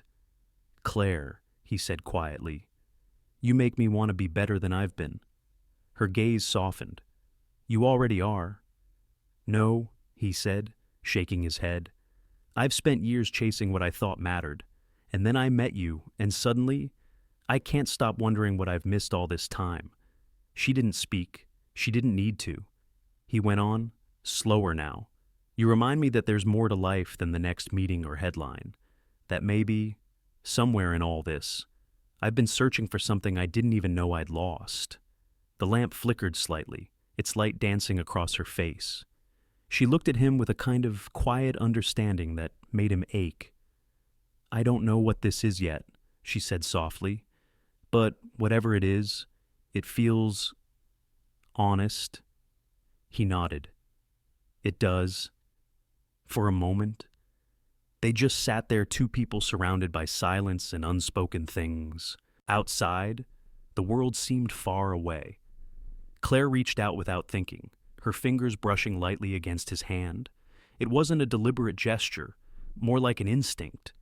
But Ethan felt it all the same, warm, grounding, real. Her touch lingered, then withdrew. You're not what I expected, she said with a small smile. Neither are you, he answered, his voice almost a whisper. The air between them felt charged, not with tension, but with something gentler, the beginning of trust. Claire stood, crossing to the window. The glass reflected her silhouette, the faint shimmer of moonlight catching in her hair. Do you ever wonder, she said, why two people meet exactly when they do, all the time, he said, and tonight, I think I finally have an answer. She turned slightly toward him. And what's that? He smiled faintly. Maybe timing isn't coincidence. Maybe it's mercy. Her lips parted, as though she wanted to say something, but she didn't. The truth in his words filled the space between them like light. The clock on the shelf chimed softly, pulling them both back to the moment. Ethan stood, unsure what else to do. I should go, he said gently. Claire nodded, but there was a quiet in her eyes that said she wished he wouldn't. At the door, he paused. Thank you for tonight, he said. For what? For being honest. For seeing me. She smiled, that small, genuine curve he'd memorized by now. Good night, Ethan. He lingered a heartbeat longer before stepping out into the cool air. The path back to the car was lined with fallen leaves, golden under the moonlight. He walked slowly, every step echoing the rhythm of her words in his mind. You make me want to be better. By the time he reached the gate, he looked back once more. Through the window, she was still there, standing by the lamp, her profile bathed in warm light. He didn't know where this would lead, but for the first time in years, he wasn't afraid to find out. It was a cold morning in late November when Ethan found the ring. Not in one of those glittering stores on Fifth Avenue he'd passed by them all, their windows glowing with diamonds and price tags that meant nothing to him. No, he found it on a quiet street near Central Park, in a small shop that smelled of cedar and candle wax, the kind of place you wouldn't notice unless you were looking for something real. The The jeweler was an old man with steady hands and eyes that had seen every kind of love story walk through his door. He didn't ask who the ring was for, or how much Ethan wanted to spend. He simply laid out a few small boxes on the velvet cloth, each holding something different, not luxury, but meaning. And then Ethan saw it, a simple gold band, slender, with a single tiny stone resting in the center like a drop of light. Not flawless, not perfect, but quietly beautiful. He turned it in his fingers, the metal catching the winter sun. "This one," he said. The old man smiled, as though he'd been expecting it. "For someone kind," he murmured. Ethan looked up, surprised. "How do you know?" The man just shrugged. "Rings find their owners before they're bought." Ethan smiled softly. "I hope you're right." Later that day, he drove to the estate. Snow had started to fall, thin flakes swirling in the air, melting against his coat before they could settle. Claire was outside, near the old stone fountain, gathering pine cones and small branches for a winter centerpiece. Her cheeks were flushed pink from the cold, her breath visible in little clouds. She turned when she heard his footsteps. "You're here early. I couldn't wait," he said again, those same words he'd said before, now carrying a different weight. She laughed lightly, brushing a strand of hair from her face. "That's becoming a habit. Maybe," he said, smiling, "maybe it's one I don't want to break." He reached into his coat pocket, feeling the small box resting there. His heartbeat picked up, but his voice stayed steady. "Can we walk?" he asked. She nodded, and they started down the garden path. The world was quiet, except for the crunch of snow beneath their feet. The sky was pale gray, the kind that made every sound softer. "I used to come here with my grandmother," he said after a while. "She told me once that love isn't found, it's built. Like the walls of this garden, brick by brick, trust by trust." Claire smiled, her hands tucked into her coat. "She's a wise woman." "She is," he said quietly. "And lately, I've been thinking about what she'd say if she were here now." Claire looked at him, curious. "And what would she say?" He stopped walking then, turning to face her. His breath came out in a slow, visible cloud. "She'd tell me not to wait until I have the right words, just to speak the truth before it's too late." Claire's eyes softened, searching his. Ethan. He reached into his pocket and pulled out the small box, opening it in the space between them. The gold band caught the faint winter light, glowing warm against the gray. "This isn't a deal," he said quietly, "and it's not an obligation. It's a promise." Claire didn't move. Her eyes flickered from the ring to his face. "A promise," he continued, "that I'll respect you, that I'll listen, that I'll never forget who you are in all of this noise. You've given me something I didn't think I'd find again, peace, and I want to spend my life earning that." For a moment, neither of them spoke. The world around them felt still, like even the air was holding its breath. Then Claire smiled, a small, tremulous smile that reached her eyes. "You chose this?" she asked softly. He nodded. "A shop near the park. It reminded me of you. Simple, honest." She took the box from his hand, studying the ring for a moment. Then she looked up, eyes glistening in the pale light.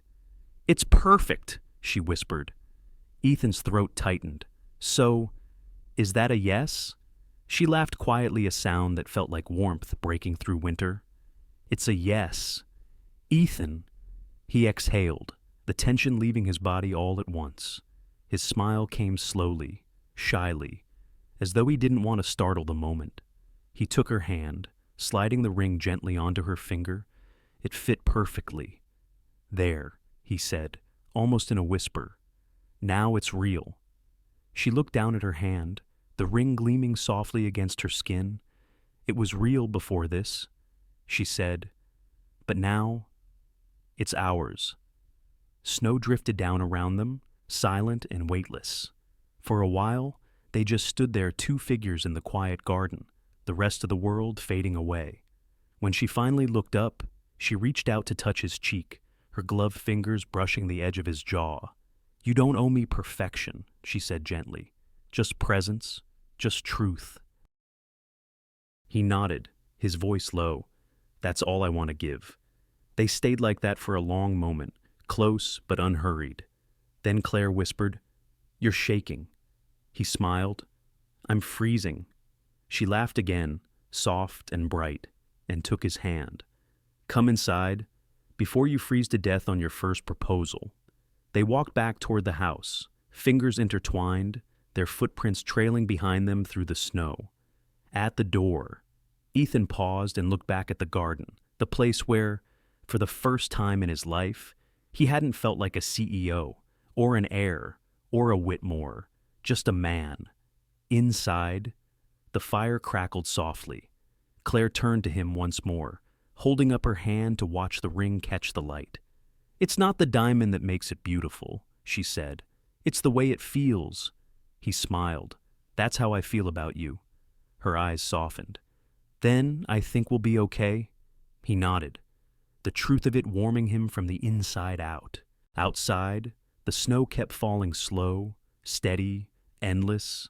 Inside, everything had changed quietly, forever. The morning of the wedding came with the soft gold of autumn light. The hill at Greenwich glowed with the color of turning leaves, amber, russet, and pale honey, each one drifting gently through the crisp air. The old chapel stood quietly at the top, its stone walls covered in ivy, its bell silent, as if holding its breath for what was about to happen. Inside, candles flickered along the aisle, their small flames trembling in the draft that swept through the open doors. The scent of wood and rain lingered in the air, mingling with the faint perfume of white roses. It wasn't a grand affair, no towering arrangements, no photographers crowding the steps. Just family, a few close friends, and the quiet sound of a violin warming up somewhere near the altar. Ethan stood near the front, his hands clasped loosely, his suit dark against the soft tones of the chapel.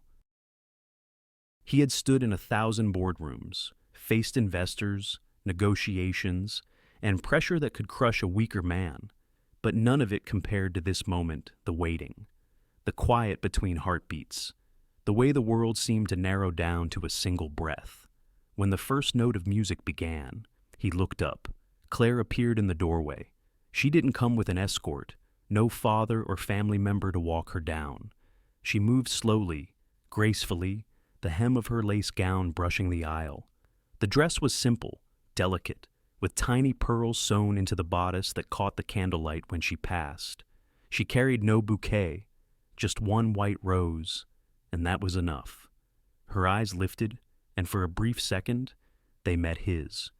And that was all it took. The air changed. Ethan felt something shift inside him, something that had been locked away for years. She wasn't walking toward him like someone fulfilling an agreement. She was walking toward him like someone choosing a future. Every step echoed softly through the chapel. Somewhere, an old wooden pew creaked. The music swelled gently, then faded, until there was nothing left but her breathing and his. When she reached him, he couldn't speak, not yet. He just looked at her, and she looked back, her eyes calm but glistening with the quiet shimmer of emotion. The minister spoke, his voice deep and steady, reading words about trust, partnership, and promise. Ethan barely heard them. His focus was only on the warmth of Claire's hand when she reached for his, the soft pulse he felt against his palm, the simple reality that she was here. When it came time to exchange vows, there was a pause. The minister nodded at Ethan first. He took a slow breath. Claire, he began, his voice low, a little rough. I don't have perfect words for this. I've spent my whole life speaking in contracts and numbers and promises I didn't always believe in. But this, he looked at her, eyes steady. This is the first promise I mean, with everything I have. He slipped the small ring onto her finger, the same simple gold band he had chosen weeks ago. This isn't obligation, he said softly. It's a vow to see you, to respect you, to never let the world turn us into something we're not. Claire's lips trembled into a small smile. She took his hand in hers, her voice quiet but sure. "And I promise," she said, "to remind you that life isn't measured in what we build, but in what we keep alive." There was silence, long and still, as if the chapel itself bowed in witness. When the minister declared them husband and wife, the words seemed almost unnecessary. Ethan leaned forward slowly, his hand resting lightly against her cheek. Their first kiss wasn't dramatic or rushed. It was soft, true, the kind of kiss that begins, not ends. The chapel filled with the sound of gentle applause, a few muffled sniffles, but the two of them didn't move. For those few seconds, the rest of the world simply stopped. Outside, the sun broke through the clouds. Light streamed through the stained glass windows, scattering colors across the floor, crimson, gold, sapphire dancing over their joined hands. When they finally stepped outside, the autumn wind met them with a whisper, cool and sweet. Leaves swirled at their feet, as if the world itself was celebrating in its quiet way. Eleanor waited near the edge of the stone path, her posture regal as always, but her eyes softer than usual. When Ethan and Claire approached, she smiled a rare, genuine smile that reached all the way to her eyes. "You did well, my dear," she said to Claire, her voice carrying the faintest tremor of emotion. Claire nodded, so did he. Eleanor's gaze flicked toward her grandson, and for once, the look between them wasn't about duty or legacy. It was pride, pure and simple. As guests drifted down the hill, Ethan and Claire lingered near the chapel doors. The sound of laughter echoed faintly in the distance. For a while, neither of them spoke.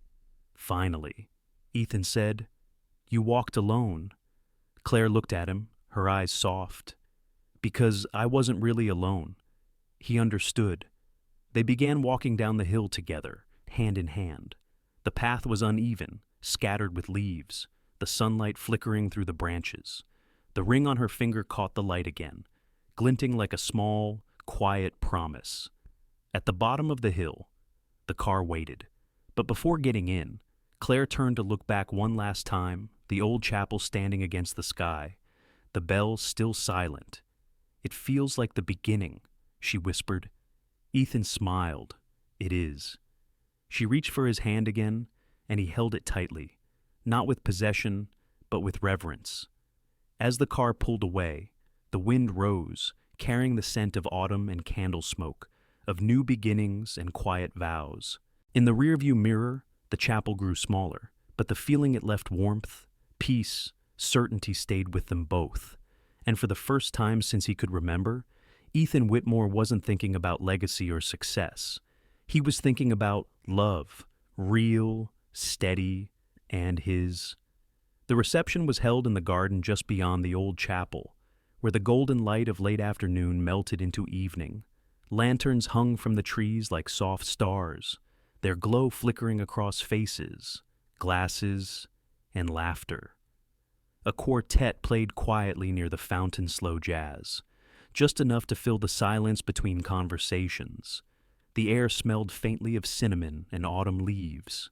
Ethan stood beside Claire, watching as guests approached to congratulate them. Some were genuine old family friends, a few of his grandmother's business partners, but others came with that same polished courtesy he knew too well, the kind that hid questions behind compliments. Claire handled them all with ease. She wasn't trying to impress anyone. Her poise wasn't learned, it was natural. She listened, smiled, asked questions, and when she spoke, there was a warmth that made even the most guarded faces soften. Ethan couldn't take his eyes off her. She wore a simple champagne-colored dress now, her hair swept loosely over one shoulder. The ring he had given her caught the lantern light every time she moved, a soft gleam on her hand as she gestured. Around her, people seemed to slow down, drawn in, as though her calmness was contagious. Then came the moment Ethan had half dreaded. From across the crowd, a man approached Robert Langford, a rival in business, charming in public, ruthless in private. He smiled wide, but his eyes carried that familiar sharpness Ethan had learned to read over the years. "Ethan," Robert said, his tone smooth. "Congratulations. It's not every day we see the great Whitmore finally tied down. Ethan returned a polite nod. Thank you, Robert. Glad you could make it. Robert's gaze shifted to Claire. And this must be the lucky lady, Mrs. Whitmore. He took her hand, brushing it with a quick kiss that felt more like performance than courtesy. Quite the story, isn't it? The city's most eligible bachelor marrying someone who, well, doesn't exactly come from the same circles. There was a pause, a ripple of silence, subtle but present. A few nearby guests leaned slightly closer, waiting. Ethan's jaw tightened. He opened his mouth to speak, but Claire beat him to it. She smiled, calm and unbothered. You're right, Mr. Langford, she said lightly. We don't come from the same circles. I come from one where people still look each other in the eye when they speak.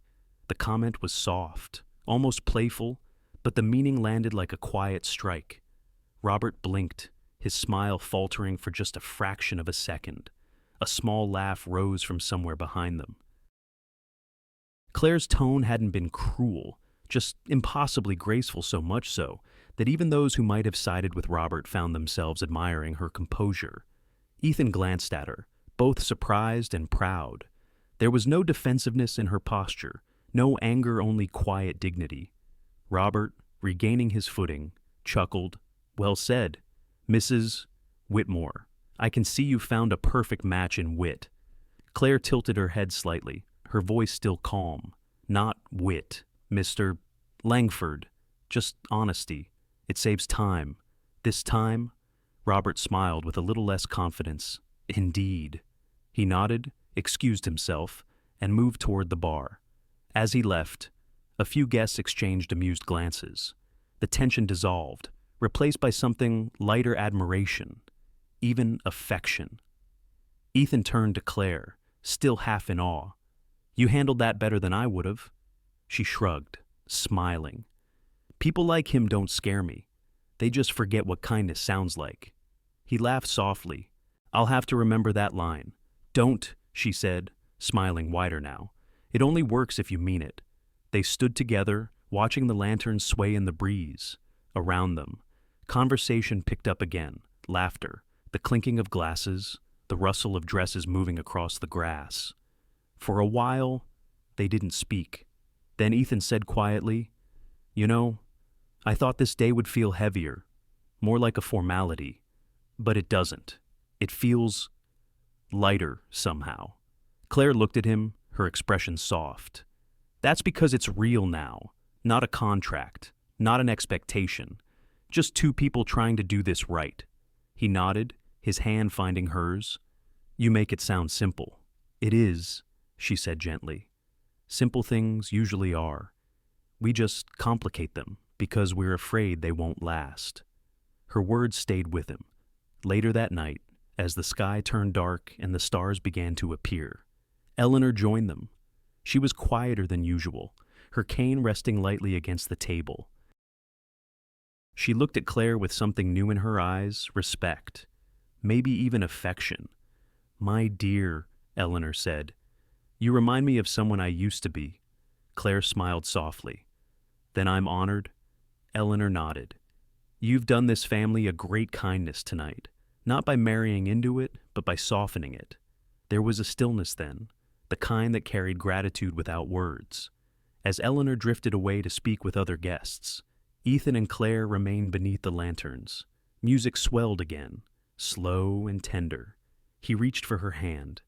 Dance with me, he said. She laughed quietly. Here, everyone's watching.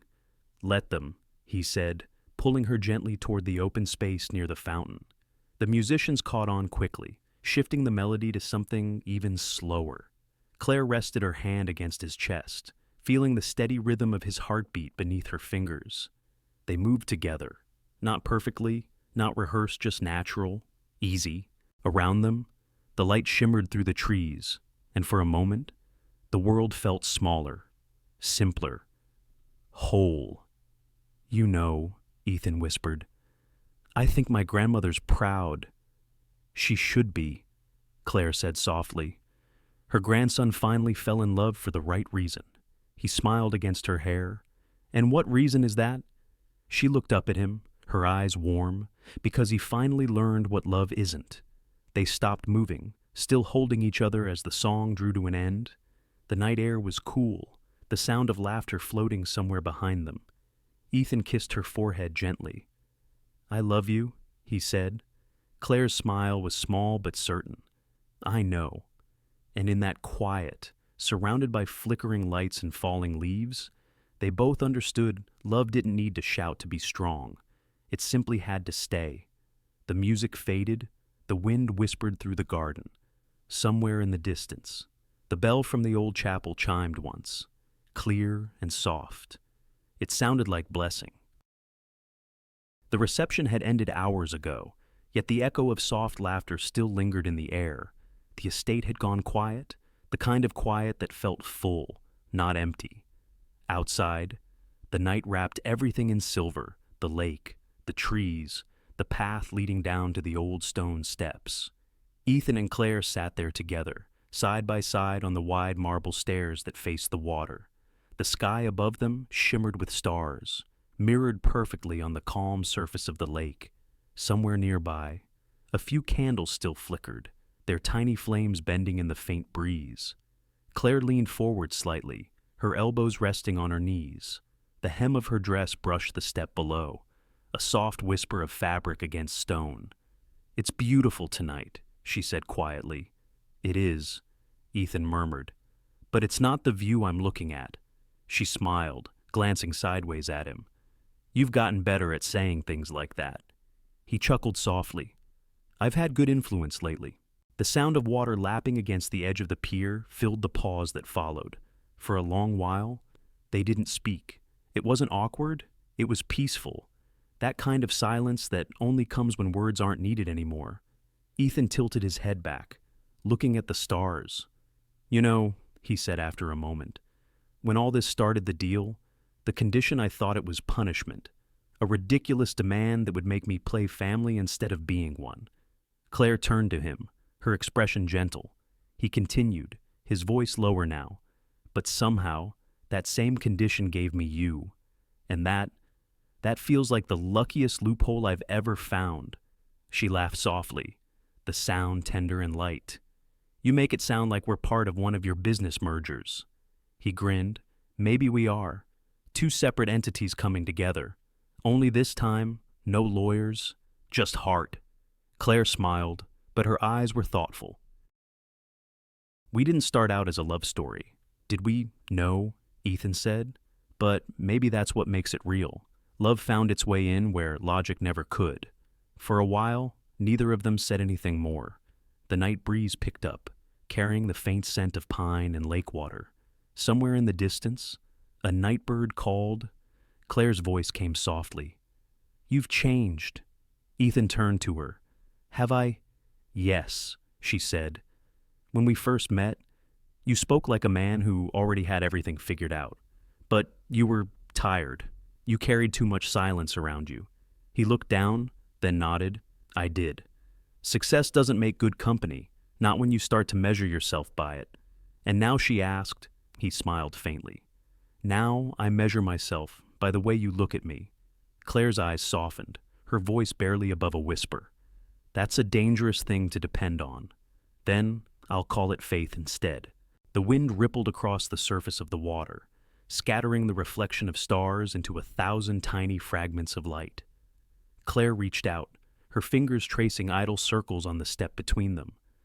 "When I was younger," she said quietly, "I used to imagine love as something loud, like fireworks, or storms, or music that fills every space. But this," she gestured toward the stillness around them, "this feels truer, quiet, steady." Ethan nodded.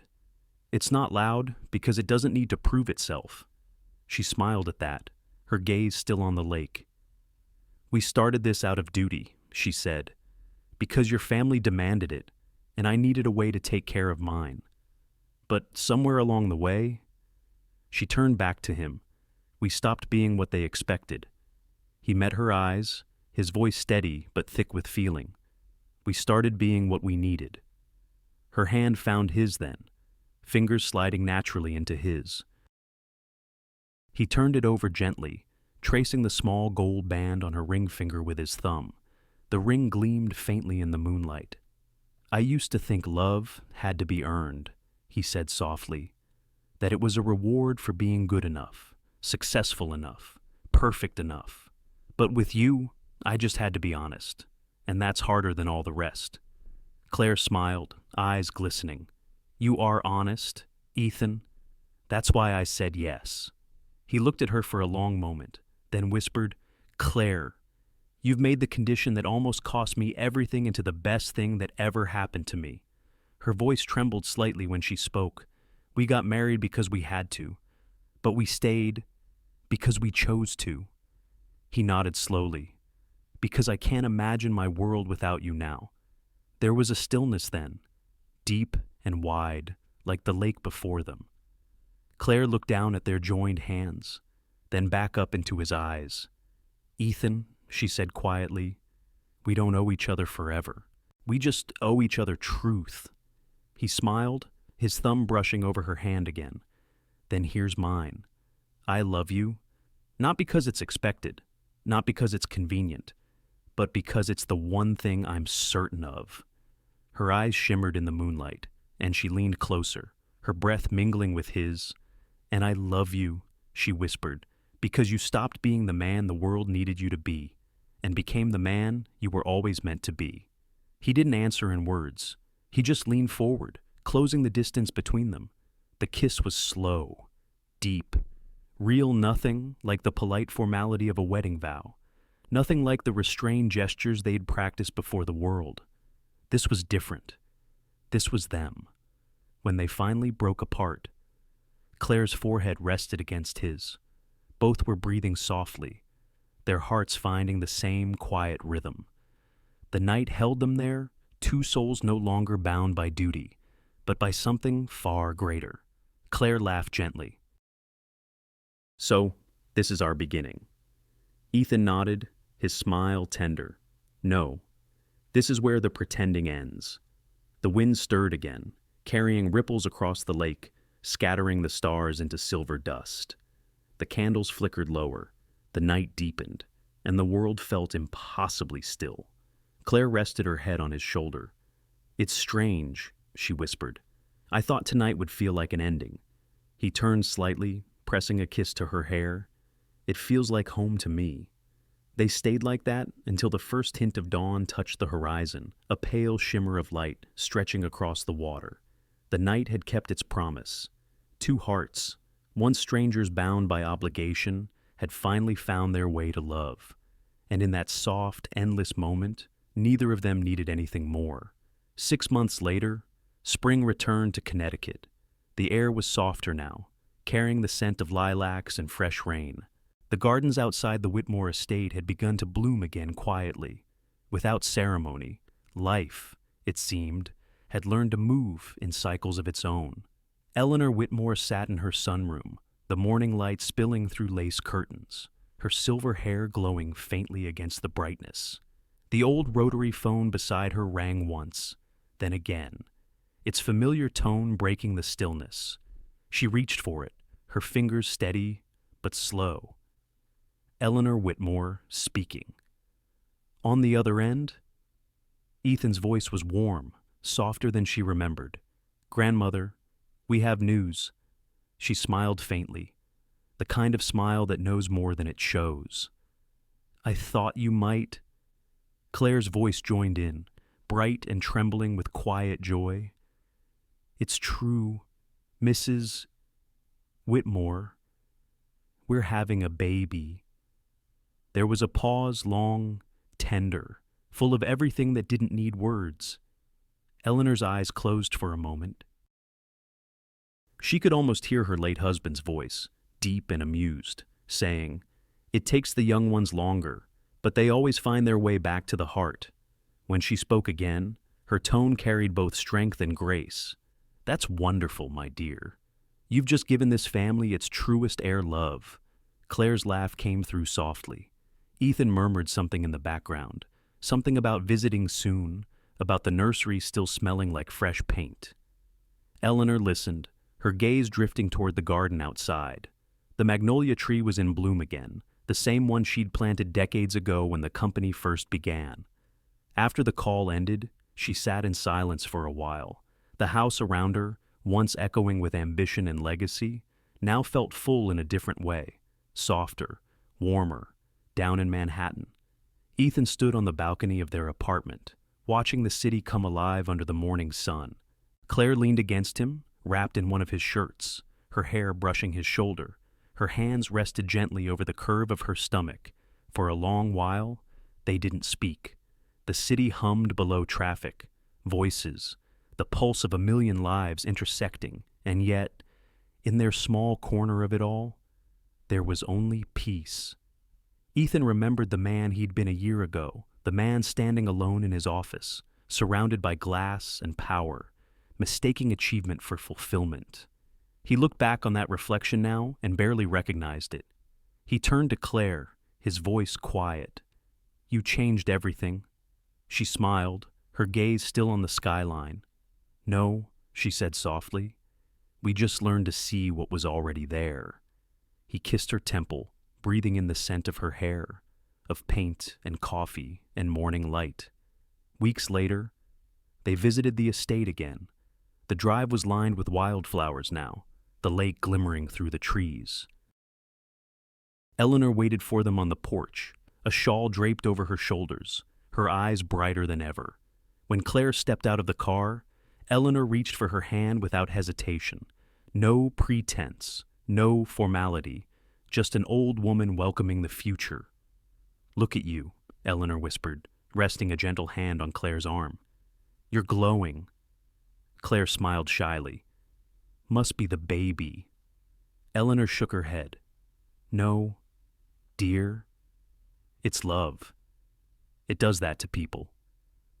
They sat together on the porch while Ethan walked down toward the lake, the same lake where, months before, he and Claire had shared their first real night of honesty, the same place where he'd stopped being his father's son and started being himself.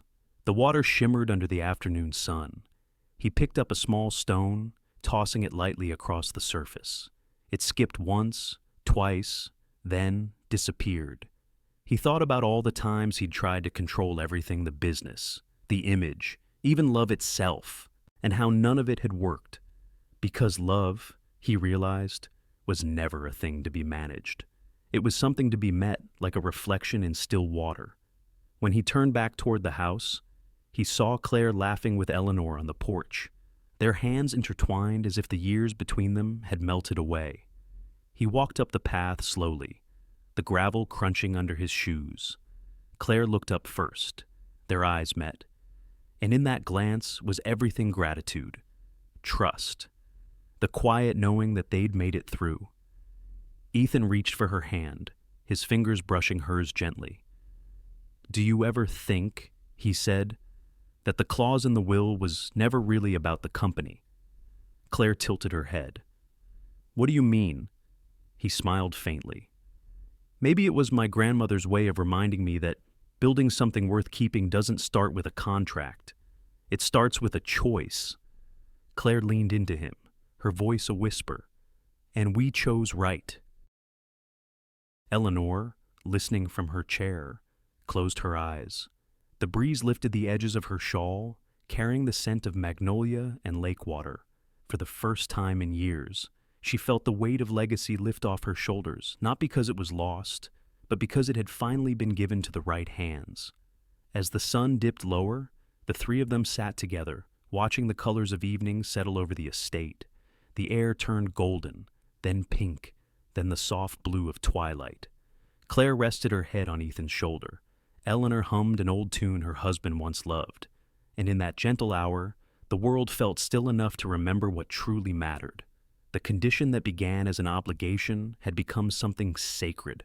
The company, the fortune, the inheritance, all of it suddenly seemed so small compared to the quiet miracle of two people finding their way to love. Ethan reached for Claire's hand again, tracing small circles on her skin, feeling the faint movement of new life beneath her palm. He looked out at the lake one last time, the reflection of the house shimmering softly on the water's surface. "Do you hear that?" he whispered. Claire smiled. "What?" "The sound of peace." The wind brushed past them, carrying the faint rustle of leaves and the whisper of something eternal. And as dusk settled fully around them, the Whitmore estate stood bathed in the soft glow of its own beginning. Not the end of a story, but the quiet start of everything that truly lasts. Sometimes, life brings love in the most unexpected ways. Ethan and Claire's story reminds us that what begins as duty or circumstance can grow into something genuine when met with honesty and kindness. Many of us spend years chasing what we think will bring happiness, success, approval, security, only to find that peace comes from being truly seen and loved for who we are. Love is not about perfection, it's about presence. It's choosing to stay when things are quiet, to listen when words fail, and to give when nothing is owed. For those who have lived long enough to know both joy and loss, this story whispers a gentle truth. It's never too late to open your heart again. Connection doesn't always arrive in grand gestures. It often hides in small acts of care, in steady companionship, in the courage to be sincere. And when love finds its way, it doesn't erase the past, it redeems it, turning even the hardest chapters into something meaningful. In the end, the richest inheritance we can leave behind isn't wealth or success, it's love that endures, quiet and true. Thank you so much for spending your time with this story. If it touched your heart, even just a little, please take a moment to like, share, and subscribe to our channel. Your support helps us continue bringing more gentle, heartfelt stories about love, hope, and the quiet strength of everyday life. From all of us at Shining Stories, thank you for listening, for feeling, and for believing that kindness still matters.